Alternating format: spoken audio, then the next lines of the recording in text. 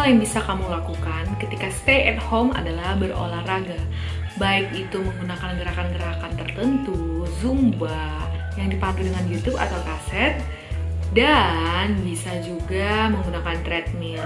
Namun, pernahkah kamu mengalami nyeri setelah olahraga? Biasanya tidak langsung setelah olahraganya sih, tapi biasanya jika kamu baru hari ini berolahraga, tapi esok, sorry ya, dimana-mana suara ayam. Tapi tiba-tiba besoknya seluruh badan kamu nyeri, mau angkat gayung atau buka baju aja susah, bangkit dari tempat tidur aja susah karena paha juga nyeri. Saya rasa semua orang pernah mengalami nyeri setelah olahraga. Oke, mungkin ini ada beberapa hal yang perlu kamu ketahui jika kamu pernah mengalaminya. Tapi jangan lupa subscribe dulu channel ini, nyalakan lonceng notifikasi yang di sebelahnya supaya kamu dapat info kalau saya update video terbaru. Follow juga sosial media saya karena saya sering berbagi info kesehatan di sana. Oke, langsung saja kita bahas.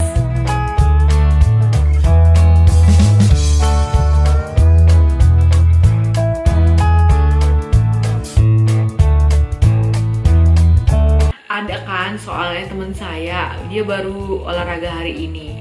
Dia sit up, dia pull up, tapi besoknya dia batuk aja juga nyeri. Bersin aja dia nyeri. Apalagi di situasi yang sekarang ini, batuk dan bersin aja orang udah langsung natap aneh gitu. Ini kayak tatapan takut-takut was-was gitu ya. Nah, maka dari itu hal ini perlu kamu simak sampai habis. Jadi biasanya hal ini terjadi pada orang yang baru saja tiba-tiba pertama kali berolahraga atau orang yang meningkatkan intensitas olahraganya tiba-tiba. Dan juga bisa terjadi pada orang yang mencoba jenis olahraga yang baru, yang lebih berat tentunya.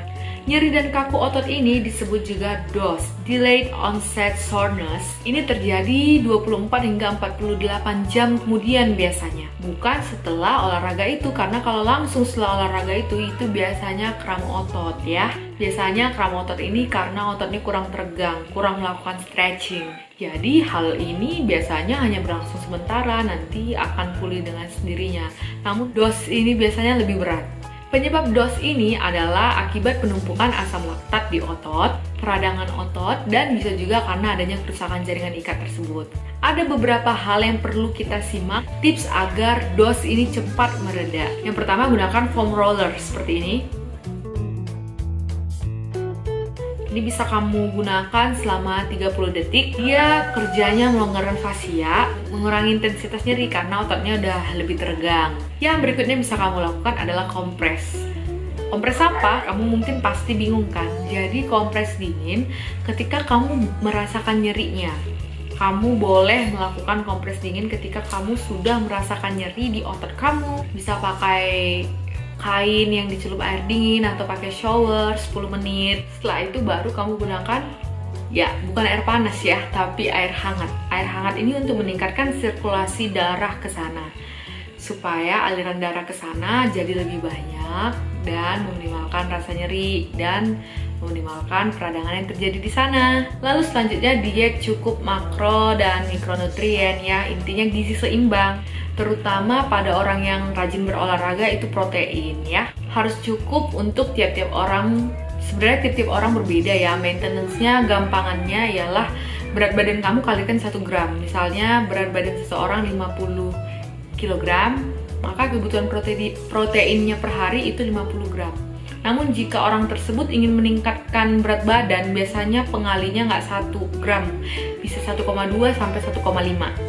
Nutrisi lain yang perlu dicukupi adalah dari omega 3, yaitu EPA, DHA, dan ALA. Yang hewani dua yang pertama tadi, EPA dan DHA ya, bisa dari ikan. Dan kalau ALA itu biasanya dari nabati seperti minyak sayur. Kamu bisa konsumsi vitamin B kompleks untuk mengurangi nyeri, mengurangi penumpukan asam laktatnya. Juga kamu harus konsumsi cukup sayur dan buah. Lalu kurangi juga kurangi juga konsumsi daging yang diolah seperti daging asap atau ham. dan juga goreng-gorengan, minuman bersoda jika kamu memang rutin berolahraga ya, dan juga makanan tinggi gula. Tapi yang paling penting kamu ingat adalah tetap bergerak. Jangan karena kamu merasakan nyeri, kamu diem, tiduran aja di kasur. Kamu tetap beraktivitas. Misalnya kalau kamu masih sakit untuk pull up atau sakit untuk sit up, kamu bisa melakukan gerakan yang lain, yang lebih ringan. Mungkin itu dulu. Saya sendiri sebenarnya tidak terlalu rutin berolahraga, tapi hanya menggerak-gerakkan badan saja. Intinya berolahraga itu bukan dengan menyapu keringatan lantas itu disebut olahraga ya, bukan. Dia harus mencapai denyut nadi maksimal, yaitu 220 dikurang umur. Tapi minimal lah tercapai 80% dari itu. Misalnya usianya 20, 220 dikurang 20, 200. Jadi sebenarnya maksimal denyut nadinya capai 200. Tapi 80%-nya pun 160. Itu udah hebat. Itu dia patokannya ya. Dan semoga info ini bermanfaat buat menemani kamu di rumah, menambah pengetahuan kamu, bagikan ke orang-orang yang kamu rasa perlu untuk menonton ini. Like jika kamu suka videonya. Boleh juga kamu tonton semua video di YouTube channel saya, Grace Roselini, untuk menemani aktivitas kamu stay at home. Ingat jaga kesehatan di masa pandemi ini, tetap berolahraga, cukup minum air putih, dan lakukan kebiasaan bersih dan sehat. Thank you for watching, see you on the next videos. Bye-bye!